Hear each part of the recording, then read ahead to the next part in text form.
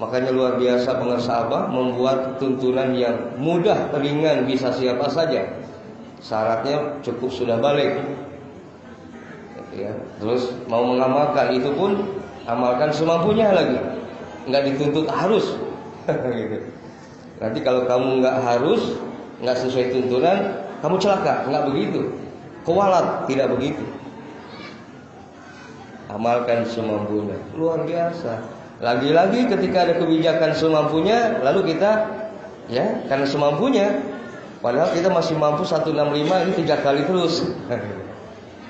Tapi itu pun masih ditolerir oleh guru. Nggak apa-apa, masih alhamdulillah bisa 3 kali. Selalu guru kita alhamdulillah bagus, baik. Masya Allah luar biasa. Pengasabah mursyid kamil mukamil beliau. Sempurna dirinya dan menyempurnakan yang lain. Yang beratnya cukup beliau, kita tidak perlu yang berat-berat. Masya Allah. Yakinuka mursiduka. Jadi harus meyakinkan siapa guru kita. Setelah yakin, ikuti tuntunannya. Jangan sekedar yakin cukup tapi tidak mengikuti tuntunan. Katanya yakin, tapi terhadap tuntunan guru kita buat direka-reka lagi, dibuat pantas-pantas lagi. Misalnya, ini pantasnya karena zamannya sekarang begini, gimana kalau cara begini pakai ini? Nah, kita begitu tuh, nafsu tuh. Maka hati-hati. Kalau sudah ada dorongan hawa nafsu itu hati-hati.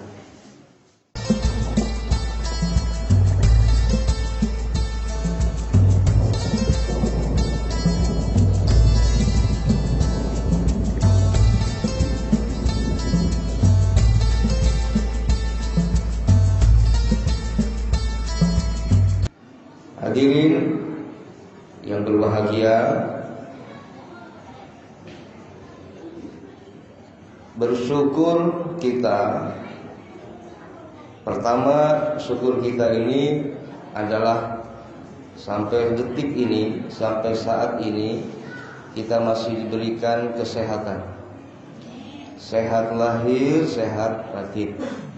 Tapi tidak sedikit saudara kita yang sedang mendapat ujian, sedang sakit atau tidak sehat. Baik yang sehat termasuk yang tidak sehat, semua diberkahi Allah. Jadi kalau sudah berkah Allah, ridho Allah, maka sudah tidak ada masalah antara sehat dan tidak sehat. Jadi kalau ridho Allah itu semua diberkahi. Kalau sudah ridho Allah itu susahnya kita tidak menjadikan susah, bingungnya kita tidak jadi bingung. Karena Allah dengan ridhonya akan memberikan kepada kita apapun yang dihadapi, Allah berkahi. Jadi kata orang susah, tapi kita sendiri tidak susah. Itulah ridho Allah. Oleh karenanya mari kita sama-sama pasrahkan diri kita hanya pada Allah. Apapun guru kita memberikan tuntunan melalui zikir yang ditalkinkan, ada kalimat yang sering diucap sebagai munajat kita kepada Allah, Ilahi anta mahusuli. Hanya Allah lah yang kami maksud dari apapun yang kita upayakan, apapun yang kita lakukan, hanya untuk Allah. Waridhoka matlubi, hanya ridho Allah yang kita mohonkan dari apapun yang kita lakukan. A'udhini mahabbataka, beri kami ya Allah mahabbah, cinta kami padamu ya Allah, sehingga dengan cinta akan dirasa mudah. Jadi kalau kita masih merasa berat hidup, berarti sesungguhnya belum ada cinta di dalam diri ini pada Allah. Wa ma'rifataka, jadi cinta kemudian ma'rifat, kenal. Berbeda dengan sesama kita, ma'rifat dulu, kenal dulu baru cinta. Tapi pada Allah mahabbah wa ma'rifah, cinta dulu baru nanti kita akan kenal. Nah itulah tuntunan yang Guru Agung berikan kepada kita sebagai ikhwan pengamal thariqah Qadiriyah Naqsabandiyah Pondok Pesantren Suryani. Oleh karenanya Bapak dan Ibu, para ikhwan, mari kita senantiasa segarkan kembali ingatan kita, pemahaman kita dan kesadaran kita agar kita tidak keluar dari relnya, agar kita tidak keluar dari asas tujuan kita berthariqah. Jangan sampai dengan tujuan yang mulia, yang baik, yang luar biasa, tujuan ingin mengharap ridho Allah, malah sebaliknya kita mendapatkan laknat Allah. Na'udzubillah. Tujuan kita maksudnya ingin mendapatkan keberkahan barokah karomah guru agung dengan khidmah kita, malah sebaliknya. Karena kita su'ul adab, kita akhirnya celaka. Jadi jangan sesuatu yang baik karena ada salah di dalam perjalanan menempuh kebaikan itu, lalu jadinya salah. Jadi tidak setiap tujuan yang baik menjadi baik kalau ada cara yang salah yang kita tempuh. Makan itu untuk mengenyangkan, tapi karena salah makan, mestinya makan dimasuki ke mulut, ini ke telinga.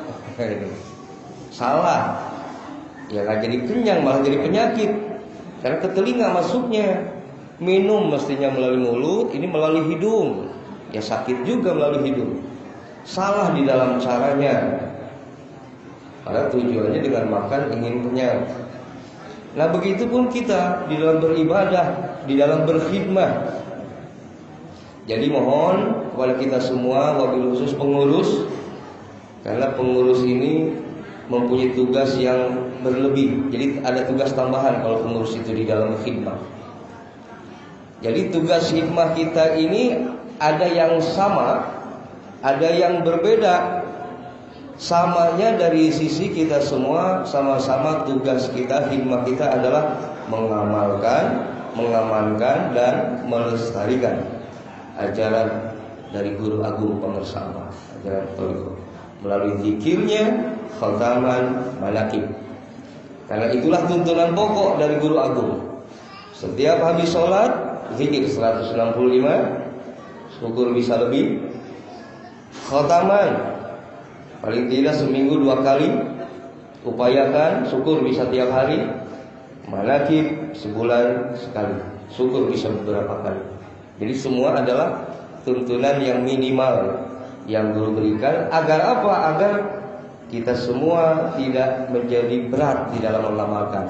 Maka bersyukur kita diberi tuntunan oleh guru mursyid, pengasabah tuntunan yang ringan, yang tidak memberatkan. Tapi seringkali sesuatu yang ringan, sesuatu yang diperoleh didapatnya dengan mudah, seringkali diabaikan. Berbeda dengan sesuatu yang kita dapat dengan susah payah. Sudah bela-belain kita dapetin barang ini, sudah ninggalin keluarga, sudah keluar uang banyak untuk dapetin barang ini, maka pasti dijaga betul itu. Ada istilah kalau ada yang mau beli pun nggak dikasih, karena perjuangan luar biasa. Jadi harga nilai mahalnya di perjuangannya. Ini pas susah payah, nggak bisa diukur dengan uang. Nah jadi hadirin, jangan sesuatu yang mudah didapat. Orang talqin mudah sekarang. Berbeda dulu. Dulu kalau mau ijazah atau talqin, kalau saya berbicara dulu pasti ceritanya nggak jauh dari almarhum bapak sendiri, dengan Aam. Dulu zaman Abah Sepuh, berarti kalau lebih dulu lagi zamannya guru Abah Sepuh, bisa dibayangkan. Zaman Abah Sepuh saja masih ada syarat kalau mau ijazah itu, di samping usianya dilihat dulu nih, usia berapa? 40 sudah masuk syaratnya, harus 40 tahun. Atau belum 40, sudah nikah belum? Sudah, mau masuk juga syaratnya. Sudah gitu, benar kamu mau talqin. Tujuan kamu apa? Terus selagi belum tujuannya ridho Allah, nggak dikasih. Sampai pada titik dia pasrah, hanya satu yang dimau, ridho Allah, baru. Tapi tidak cukup di situ. Untuk menguji kesungguhan itu, tambah lagi diujinya tuh. Kalau kamu benar-benar sungguh-sungguh mau ijazah zikir, belajar zikir ini, maka kamu laksanakan puasa selama 40 hari 40 malam, kamu nggak tidur. Dulu sekarang nggak ada itu. Makanya beda orangnya dulu dengan sekarang. Karena dulu didapat ijazah ini susah payah ini, bela-belain nggak tidur ini, bela-belain nggak makan ini. Padahal Bapak dan Ibu, antara beratnya dulu dengan ringannya sekarang sebetulnya nilainya sama. Ketika kita betul-betul menjaga, ketika kita mengupayakan secara istiqomah dan penuh keyakinan terhadap sang mursyid, sebetulnya nanti ketemunya sama. Makanya luar biasa pengersabah membuat tuntunan yang mudah, ringan, bisa siapa saja. Syaratnya cukup sudah balik. Ya, terus mau mengamalkan itu pun amalkan semampunya lagi, nggak dituntut harus. Gitu. Nanti kalau kamu nggak harus, nggak sesuai tuntunan, kamu celaka, nggak begitu. Kualat, tidak begitu. Amalkan semampunya, luar biasa. Lagi-lagi ketika ada kebijakan semampunya, lalu kita ya karena semampunya, padahal kita masih mampu 165 ini 3 kali terus. Tapi itu pun masih ditolerir oleh guru. Nggak apa-apa, masih alhamdulillah bisa 3 kali. Selalu guru kita alhamdulillah bagus, baik. Masya Allah, luar biasa. Pengasabah mursyid kamil mukamil beliau. Sempurna dirinya dan menyempurnakan yang lain. Yang beratnya cukup beliau, kita tidak perlu yang berat-berat, Masya Allah.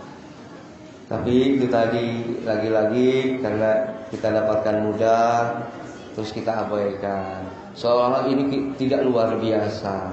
Biasanya kalau yang berat-berat dianggap luar biasa nih. Wah, kalau saya dapatkannya, saya puasa. Udah gitu puasanya aneh-aneh, tidak umum. Pasti dalam pikiran kita, oh ini hebat, ini luar biasa. Oh gitu ya. Apalagi kalau kita sudah menempuhnya tamat lagi, selesai. Orang tahunya puasa itu nahan makan, minum, jima di siang hari seperti puasa Ramadan. Ini kita mampu melaksanakan puasanya yang luar biasa, tidak umum. Sampai puasa enggak bicara selama sekian hari. Puasa enggak ketemu orang. Puasa enggak minum. Puasa enggak bersentuhan dengan kulit perempuan. Puasa macam-macam puasanya. Lalu dalam pikiran kita, oh ini pasti pengajaran hebat ini.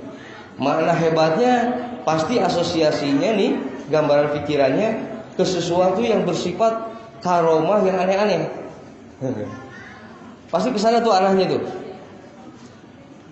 Wah, ini kayaknya kalau ini diamalkan, karena ini tidak umum nih, aneh. Makanya pasti yang ada yang luar biasa di sini. Nah, pasti paling tidak ada penasaran kita nih. Lalu bertanya, apa sih rahasianya dari puasa seperti ini? Nah, ada kepenasaran di situ. Tapi hati-hati, rasa penasaran itu jangan mendorong kita setelah kita tahu malah menjebak. Menjebaknya begini, ketika kita tahu nih rahasia kamu puasa ini itu, nanti ada hikmahnya. Satu saat kamu akan bisa terbang. Nah, nanti setelah ini kamu bisa menghilang. Nanti setelah ini kamu bisa tidak tahan bacok. Misalnya, nah maka hati-hati. Apakah itu mengganggu? Tidak. Gitu. Ya kita nganggap enggak lah, enggak bakalan ganggu. Kok saya udah mantep kok, hanya ridho Allah. Paling tidak adalah mengganggunya. Wah, saya pengen bisa terbang, saya pengen bisa menghilang ini. Kalau saya bisa terbang, saya bisa menempuh perjalanan kilat. Kalau saya bisa menghilang, nah, saya bisa begini dan begitu. Dianggap hal itu hal yang luar biasa. Padahal itu hanya bumbu-bumbu kembang-kembang. Padahal itu hanya sekedar Allah perlihatkan untuk menguji kita, apakah kita akan terjebak di situ?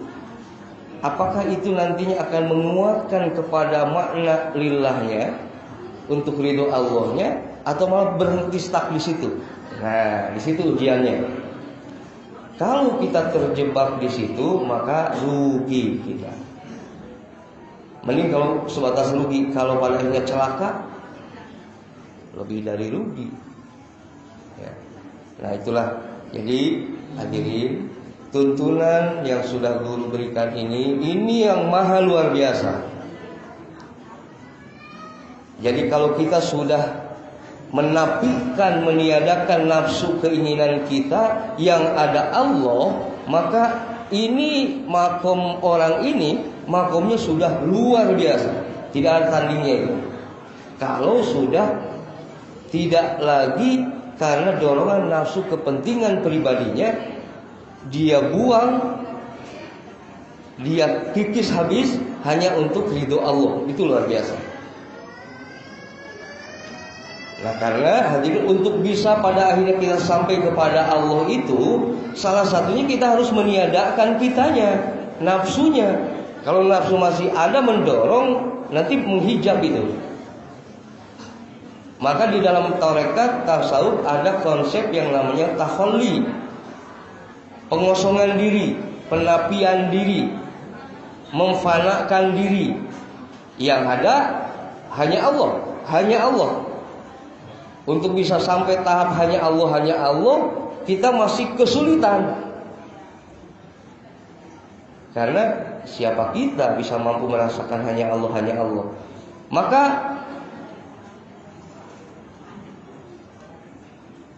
gabungkan kita dengan orang yang sudah bisa hanya Allah. Siapa dia? Rasulullah Muhammad SAW. Kita tidak bertemu beliau, kita hanya tahu beliau dari hadis-hadisnya. Lalu kepada siapa lagi? Kepada sahabatnya. Kepada siapa lagi? Tabi'in. Kepada siapa lagi? Aulia Allah. Kepada siapa lagi? Para ulama warasatul anbiya. Nah dekatnya pemahaman kita dalam berteko, bergabungkan diri kita kepada guru agung pengusaha Abah. Nah jadi sudah, kita bersyukurnya dipertemukan dengan guru agung pengusaha Abah. Artinya kita tinggal ikut ke beliau, gabung ke beliau, karena beliaulah nanti yang menghantarkan. Nah kalau kita tidak gabung dengan orang-orang soleh, karena ada keterangan kun ma'allah, fa ilam takun ma'allah, fakun ma'aman kana ma'allah, fa innahu yusiruka ilallah. Jadi ya, kalau kamu tidak bisa bersama Allah, maka gabungkan kamu bisa bersama dengan orang-orang yang sudah bisa bersama Allah. Siapa? Tadi para rasul, para sahabat, tabi'in, para aulia, guru agung para sahabat. Jadi kita sudah nggak usah berpikir yang berat-berat kok, yang ribet-ribet. Cukup kita dipertemukan dengan guru agung. Udah ikuti beliau. Dan yakinkan hadirin supaya kita senantiasa mendapatkan keberkahan dari beliau, tuntunan bimbingan beliau. Yakinkan sampai saat ini bahwa beliau tetap memimpin kita dengan caranya beliau di alam barzahnya. Karena seorang aulia, seorang sholih hanya pindah tempat alam saja. Jadi beliau termasuk di dalam mengijazah, mentalkin, itu masih beliau. Wakil talkin ini wasilah. Makanya nanti bagi yang baru mau talkin ini, jadi jangan meyakinkan yang mentalkin saya, jangan. Saya hanya wasilah. Wakil talkin yang lain hanya wasilah. Semua yang mutalkin beliau, guru agung pengusaha. Ya. Jadi saya dan wakil talkin yang lain hanya wasilah. Harus meyakinkan terhadap gurunya. Itu ciri murid. Yakinuka mursiduka. Jadi harus meyakinkan siapa guru kita. Setelah yakin, ikuti tuntunannya. Jangan sekedar yakin cukup tapi tidak mengikuti tuntunan. Katanya yakin, tapi terhadap tuntunan guru kita buat direka-reka lagi, dibuat pantas-pantas lagi. Misalnya, ini pantasnya karena zamannya sekarang begini, gimana kalau cara begini pakai ini? Nah, kita begitu tuh, nafsu tuh. Maka hati-hati. Kalau sudah ada dorongan hawa nafsu itu hati-hati. Gitu ya. Bukan begitu caranya. Tapi perkuat saja, perbanyak saja tuntunan itu, amal guru, nanti gurulah semua yang akan membukakan hidayah, membukakan keberkahannya. Apakah nanti guru memberikan keterbukaannya melalui ada pengajaran lain misalnya, ada cara yang lain misalnya, maka kalau itu terjadi, itulah yang saya katakan, yang saya sampaikan, khususiyah. Jadi kalau sudah muncul khususiyah juga hati-hati. Cukup untuk dirinya, jangan untuk orang lain. Jadi hal-hal pemikiran seperti ini saya sampaikan, ini termasuk pada tanbih bahwa kita harus arapik tilik jeung pamilih. Jadi harus ada kewaspadaan diri, ketelitian diri di dalam mengambil sikap, di dalam mengambil keputusan, di dalam melakukan pengamalan, di dalam melakukan pengamanan dan pelestarian. Jadi khususnya pengurus, nah ya, di dalam mengambil keputusan di dalam kepengurusan, maka semua muaranya harus atas dasar hikmah. Karena berbeda pengurus kita dengan pengurus yang lain. Jangan disamakan. Jadi seberapa wawasan kita di dalam keorganisasian, saya yakin di sini banyak ikhwan-ikhwan yang sudah banyak pengalaman di dalam organisasi-organisasi. Mohon bedakan, karena organisasi di lingkungan Pondok Pesantren Sulaiman adalah organisasi khidmah. Kepada siapa? Bukan kepada pengurus, bukan kepada ketua, bukan kepada penasehat, bukan kepada siapapun, tapi khidmah kita kepada Guru Agung Pangersa Abah di Suryalaya Tasikmalaya. Artinya keputusan yang dibuat baik di Tangerang, di Cianjur, dimanapun, itu keputusan yang spinalnya sementara. Harus begitu. Karena kita khidmah, maka nanti keputusan yang sudah dibuat mufakat di daerah, ujungnya sampaikan ke pusat, nanti terserah pusat. Nah, harus seperti itu. Sekalipun di dalam anggaran dasar anggaran rumah tangga misal mengatur lain, sekalipun itu kan aturan organisasi yang umumnya. Tapi itu tadi, ada sisi yang harus dikedepankan di dalam organisasi di Suryalaya ini adalah kehikmahan kepada Guru Agung. Sehingga ketika keputusan kita ternyata tidak diterima oleh pusat, maka kita harus kembali kepada sami'na wa ata'na. Ikuti tuntunan pusat. Jangan merekedewang cek Sunda nama. Karena kita sudah diputus di daerah, pusat nggak setuju, jalan terus. Nah, berarti itu kita termasuk nantinya tidak ada di sana. Maka hati-hati dalam thariqah, ketika kita tidak ada kepada guru, itulah yang menghancurkan perjalanan kita. Sebaliknya kalau kita husnul adab, itu juga yang menghantarkan kita dengan cepat husul pada Allah.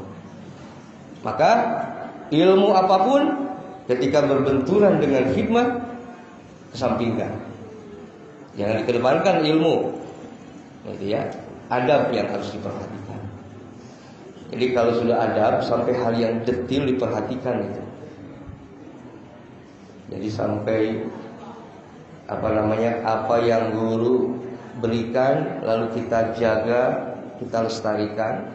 Di samping itu ada hal lain yang bersifat dari sisi manusianya, dari sisi kemanusiaannya, itu pun tetap diperhatikan. Itu adab. Jadi full adabnya. Jadi yang saya maksud, kalau guru kita dulu Pangersa Abah masih ada nih, beliau ada satu keinginan, satu cita-cita. Nah kita tanggap nih sebagai murid. Wah, guru punya keinginan nih, harus kita wujudkan ini. Nah itu hikmah tuh. Sampai hal keinginan apa saja yang detail sekalipun diperhatikan oleh muridnya. Terus guru itu cerita, ada anak cerita cita-cita apa, tangkap tuh ikhwan itu. Wah, ayo kita pernah dengar nih abah begini, yuk kita jadi wujudkan. Wah, itu. Ada semangatnya di situ, semangat yang luar biasa, himmah itu di situ, berhubungan dengan kehimmahan kepada guru. Ya, nah jadi mohon nih, sekarang di mana-mana alhamdulillah muncul semangat baru di kalangan kita ikhwan ini. Nah maka semangat apapun yang muncul di dalam diri kita ini, mari kita arahkan kesemangatan ini demi khidmat kepada Guru Agung Bangsa Sabang, gitu ya. Intinya demi itu, bukan demi yang lain, semangat itu. Jadi semangat. Nah kemudian di dalam rangka menjaga khidmat dan adab ini, bagi sebagian kita yang diberi kelebihan ini, baik itu kelebihan ilmu, kelebihan harta, atau dari yang lain, itu biasanya nanti ada dorongan nafsu ini dan iblis di situ, dorongan yang masuk nanti pemikirannya pada wilayah tuntunan. Contoh, saya pernah mempelajari ilmu-ilmu lain di dalam thariqah. Saya pernah belajar ilmu falak, ilmu bintang, saya pernah belajar ilmu ulumul hadis, ulumul Quran, dan ilmu-ilmu lain. Nah, dari pengalaman saya dalam menempuh ilmu ini, lalu saya masukkan ini, kalau khotaman ini saya masukkan ilmu falak misalnya, maka ini jadinya hitungannya segini. Lalu saya coba rubah hitungan khotaman demi ilmu falak misalnya. Nah padahal belum tentu juga ilmu falak yang saya perdalam itu sesuai dengan ilmu falak yang sebenarnya, gitu ya. Tapi udah, mentang-mentang saya bisa, udah, yang penting saya bisa kok. Jadi sepertinya bisanya saya menjadi benar mutlak gitu. Padahal banyak ilmu falak yang lain, gitu ya. Tapi kita sok bisa saja. Lalu saya coba masuk. Maka yuk, saya bilang aja teman-teman, ikhwan, nanti kita ketemuan malam minggu atau ketemuan kapan, di mana kita khotamannya begini nih. Kenapa begini? Ini menurut ilmu falak. Nah, gitu. Lalu coba diamalkan dengan ilmu falaknya. Nah, itulah hati-hati yang saya maksud. Jangan kelebihan di dalam ilmu, di dalam yang lain, lalu membuat kita menjadi mencoba-coba, membuat pantasnya gini, pantasnya begitu. Hati-hati. Jadi nanti akan kembali kepada kita. Tinggal tanggung jawab saja. Asal tanggung jawab, monggo. Gitu ya. Tapi kalau sekiranya nantinya mau begitu, ya sudahlah, bikin thariqah sendiri saja. Gitu. Ya. Jadi daripada gitu ya. Kan semua pilihan, silahkan. Mau istiqomah, mau keluar, mau tetap, mau bebas. Silakan pilihan kok. Yang untung siapa? Ya yang untung yang milih silakan. Yang untung yang milih, yang rugi yang milih. Kan gitu. Yang penting guru sudah memberikan batasan. Kalau ditambah, dikurang, guru tidak bertanggung jawab. Jadi ya. Nah lalu muncul lagi dalam pikiran ini nggak nambah kok. Nah dikasih ilmu lagi tuh, masuk lagi ilmu nih, nggak nambah kok ini. Ini kan hanya sekedar mengurai saja kok dari kalimat ini. Misalkan gini, kan di dalam tawasul ada summa ila arwahi jami'il mu'minin atau summa ila arwahi walidina walikum wa masyaihina masyaih. Itu kan hadoroh kepada guru-guru. Lalu kita coba tambahkan, masukkanlah guru-guru kita yang lain di situ. Kan memang secara makna tidak menambah itu, hanya mengurai. Kan Kan sudah masuk Jami'i di situ, waliyina. Ada Sayyidina Syahina di situ. Guru-guru. Oh, berarti secara ilmu masuk nih. Wah, saya masukkan nih guru saya yang dulu ngajarin ilmu falak. Saya masukin guru saya yang pernah mengajari ilmu hadis. Pakai khususon. Gitu ya. Secara ilmu sepertinya tidak nambah, memang. Tapi ya bagi yang lebih teliti lagi, yang waspada, yang warok, maka apapun yang ada dalam tuntunan itulah yang diamalkan, tidak ada lagi coretan-coretan lain. Sekalipun secara keilmuan itu tidak menambah, memang mengurai gitu. Kan pernah ada yang menyampaikan sana, sampai Pak Kiai, gimana kalau saya di ila hadrati abaina wa ummahatina, saya sebut nama bapak saya, ibu saya, boleh enggak? Sampai dia begitu. Saya tanya balik, apakah dengan abaina wa ummahatina kamu tidak meyakinkan bahwa ini sampai ke orang tua kamu doanya? Nah, kan gitu. Jadi maksudnya kita mau menyebut nama itu tuh, kamu itu yakin nggak dengan ilah hadroh ini gitu? Jangan-jangan nggak yakin. Padahal kalau yakin nggak usah disebut pun disampaikan doanya gitu. Kita nggak menyebut nama orang tua, nggak menyebut nama saudara pun ada ikhwanihi, ada saudara kok masuk kok. Tinggal yakin di situ.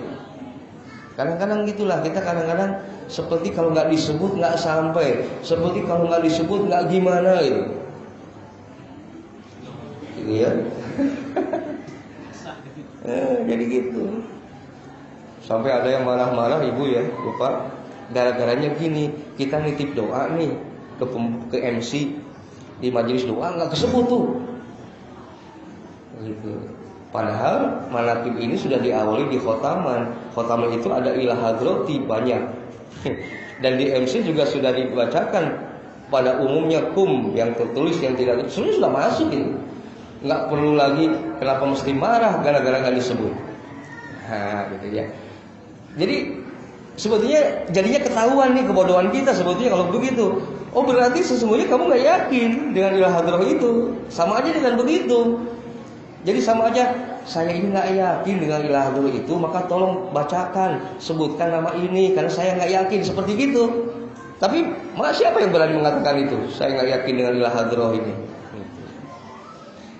Nah gitu ya, jadi tolong Bapak dan Ibu, kita sudah dibimbing oleh guru mursyid pengersa Abah dengan bimbingan yang luar biasa. Kita sudah sedang dihantarkan oleh beliau untuk menuju Allah. Lalu gara-gara su'ul adab, gara-gara mencoba ilmu kita masuk di dalam tuntunan itu, kita malah akhirnya terhempas dari jalan yang sudah guru berikan.